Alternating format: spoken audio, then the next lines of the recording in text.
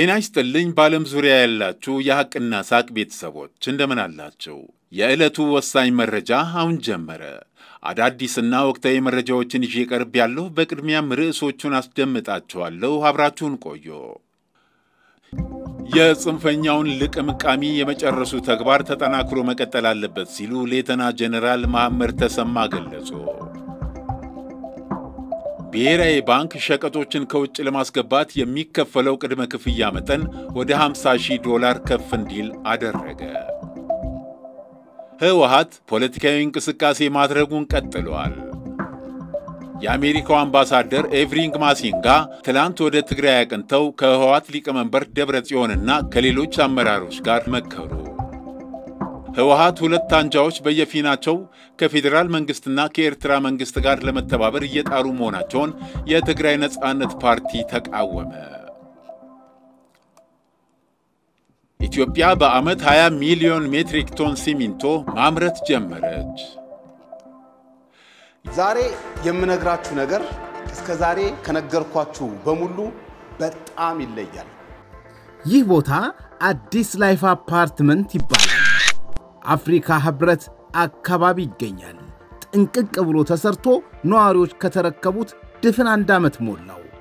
ይሄኛው ደግሞ ቡልጋሪያ ኤምባሲ አካባቢ የሚገኝ ቄንጠኛ ህንጻ G+14 ሲሆን ደንበኞች ተረክበው እየኖሩበት ነው። አሁን ራስዎን ያዘጋጁ። ቅንጡ አፓርትመንት ከፈለጉ ይሄኛው መሃል ቦሌ ላይ የሚገኝ በድንቅ ሁኔታ የተሰራ ቤት ነው። ሲቲቪው ይባላል። እርሶን እየጠበቀ ነው። በፍጥነት የምረከበው ቤት ይኖር ይሆን ካሉ ደግሞ ይሄኛው በአጭር ጊዜ ሊገቡበት ይችላሉ። ሳም ቤክ ይባላል። እዛው ቦሌ ነው የሚገኘው። ጥቂት ቤቶች ብቻ ቀርተውናል። ይሄኛው ደግሞ ዘጌ አፓርትመንት ይባላል። እዚህ በደንብ ቦታ አለን። እርሶን እየጠበቀ ያለ መኖሪያ ቤት ነው። ከሚሊኒየም አዳራሽ ጀርባ ይገኛል። ኑ ወደ ፒያሳ ልውሰዳችሁ። ከወዳጅነት ፓርክ አጠገብ ከቤተ መንግሥት ጎረቤት ቤት ያስፈልገኛል ካሉ አቅሞን ባገናዘበ መልኩ ይሄኛው ቤት ለእርሶ የተዘጋጀ ነው። ሲቲ ላይፍ ይባላል። ሌሎችም በርካታ አማራጮች አሉን። ፕላቲኒየም ፕሮፐርቲ አድቫይዘር ይደውሉልን 0940 14 43 43። የጽንፈኛውን ልቅምቃሚ የመጨረሱ ተግባር ተጠናክሮ መቀጠል አለበት ሲሉ ሌተና ጀነራል መሐመድ ተሰማ ገለጹ። የምስራቅ እዝ ዋና አዛዥ ሌተና ጀነራል መሐመድ ተሰማ የሰሜን ጎጃም ዞን በወቅታዊ የልማትና የጸጥታ ስራዎች ዙሪያ በባህር ዳር ከተማ ባዘጋጀው መድረክ ላይ ተገኝተው የሥራ መመሪያ ሰጥተዋል። ዋና አዛዡ እንዳሉት ጠላት በአሁኑ ሰዓት በሰራዊቱ በመመታቱ እየተዳከመ እየፈረሰና እየተበታተነ ያለ ኃይል ነው። አደረጃጀቱ ፈርሷል። የሰው ኃይሉ፣ የተኩስ አቅሙ፣ አቅርቦቱና የአመራር አቅሙ ስለተመናመነበት በጣረ ሞት ላይ ይገኛል ብለዋል። ስለዚህ ይህን ልቅምቃሚ ኃይል የየአካባቢው የጸጥታ አካላትና ህብረተሰቡ ተናበው በመስራት ማጥፋት እንደሚገባቸው አስገንዝበዋል። ሌተና ጀነራል መሐመድ ተሰማ እነዚህ ተበታትነው የሚገኙ ጠላቶቻችን የሚጠፉት የዞንና የቀበሌ የጸጥታ አካላት እያንዳንዱን የቀበሌ ህዝብ በማሳተፍ ራሱ ህዝቡ ለአካባቢው ሰላም ዋስትና እንዲሰራ እንዲሁም የተዘጋጀውን የጸጥታ ኃይል በመያዝ አካባቢው ላይ ህግ የማስከበር ስራዎችን አጠናክሮ ሊቀጥል ይገባል ብለዋል። ከጸረ ሽምቅ ስምሪቱ ጎን ለጎን ቀበሌን ማዕከል ያደረገ የመዋቅር እግር መትከሉን በመተግበር የወረዳው የጸጥታ ኃይልን አጠናክሮ በማሰማራት በህዝቡ ውስጥ ተደብቆ ያለን የጠላትን ሴል መያዝና የጽንፈኛውን ሎጂስቲክስ የማድረግ ተግባርም አመራሩ በተደራጀ አግባብ መስራት እንዳለበት አስገንዝበዋል። ከውይይቱ ተሳታፊዎች አንዳንዱ ጽንፈኛው ቡድን ገበሬው አርሶ እንዳይበላ፣ ምርትና እንስሳት ወደ ገበያ እንዳያወጣና የትምህርት ተቋማት ሥራ እንዳይጀምሩ እያደረገ እንደነበር በምሬት ጠቅሰዋል። የሰላም ጸሩ መምህራኖችን በመግደል ጠላትነቱን በተግባር ያሳየ በመሆኑ ህብረተሰቡ አንቅሮ ተፍቶታል። እኛም ህብረተሰቡን በማስተባበር የምናደርገውን የተቀናጁ ሥራዎች ማከናወን አለብን ሲሉም በመድረኩ ገልጸዋል።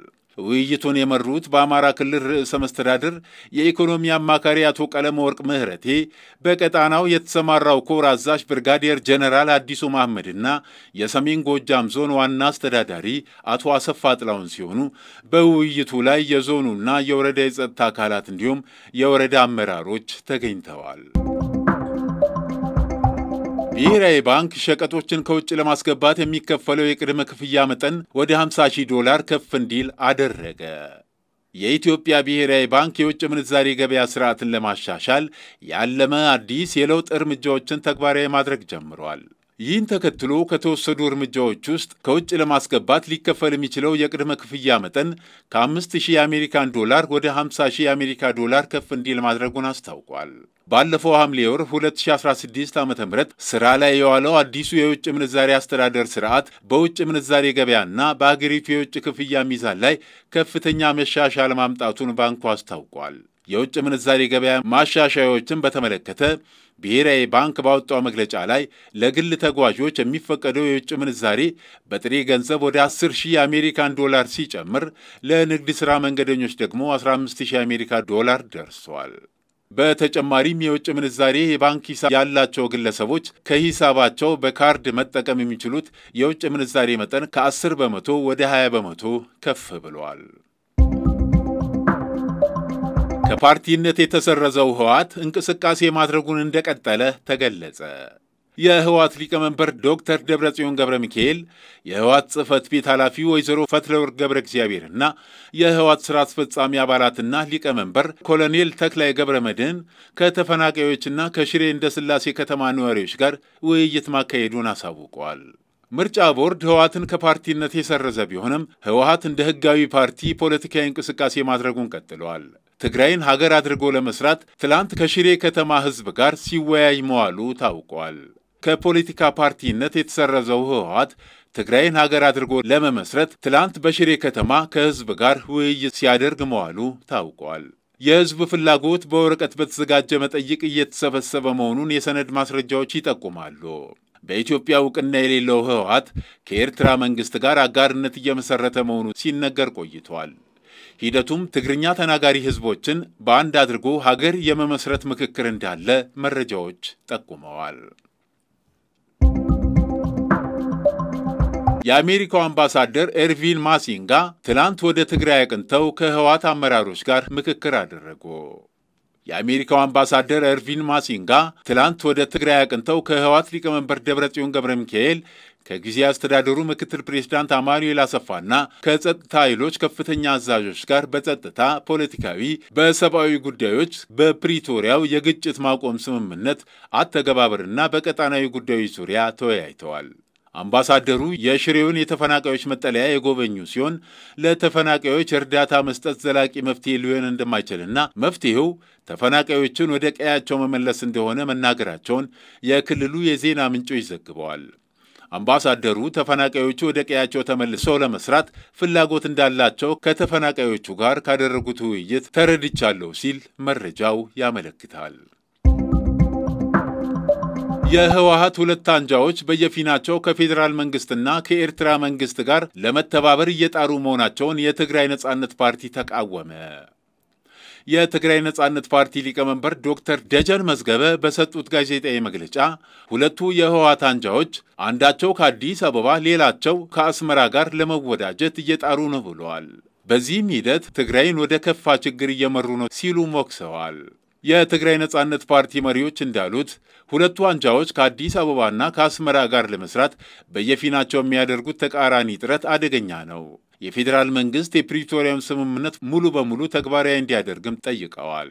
በህወሓት ውስጥ የተፈጠረውን መከፋፈል ተከትሎ ሁለቱ የፓርቲው ቡድኖች አስመራና አዲስ አበባ ካሉ ኃይሎች ጋር እየሰሩ ትግራይን ወደ ከፋ ችግር እየመሩ ነው ያለው ፓርቲው ካለፈው ጦርነት ያላገገመችው ትግራይ በእነዚህ ኃይሎች እንዲሁም ከእነሱ ጋር እየተወዳጁ ባሉ የህወሓት ሁለት ቡድኖች ምክንያት በሌላ ዙር ጦርነት ስጋት ላይ ናት ብለዋል።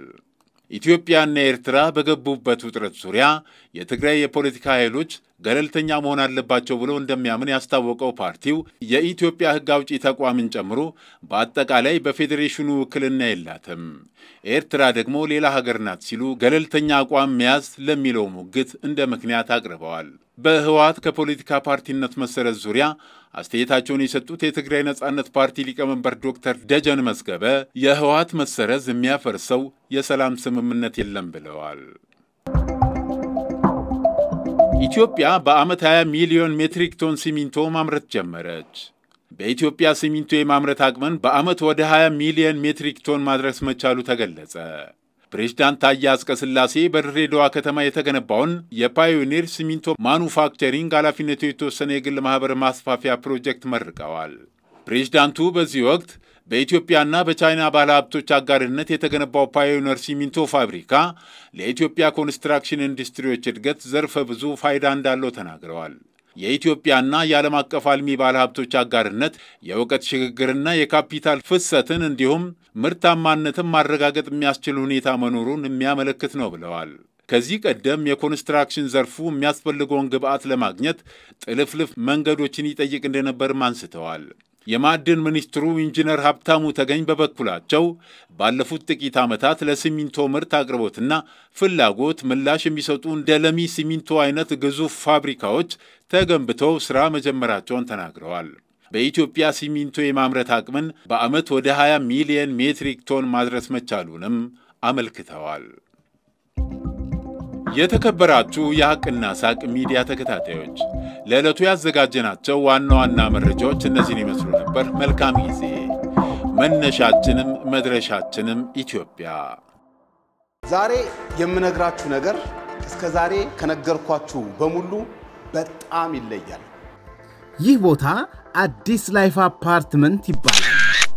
አፍሪካ ህብረት አካባቢ ይገኛል።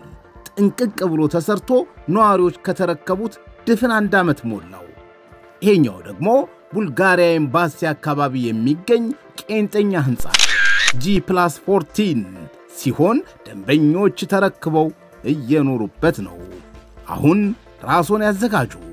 ቅንጡ አፓርትመንት ከፈለጉ ይሄኛው መሃል ቦሌ ላይ የሚገኝ በድንቅ ሁኔታ የተሰራ ቤት ነው። ሲቲቪው ይባላል።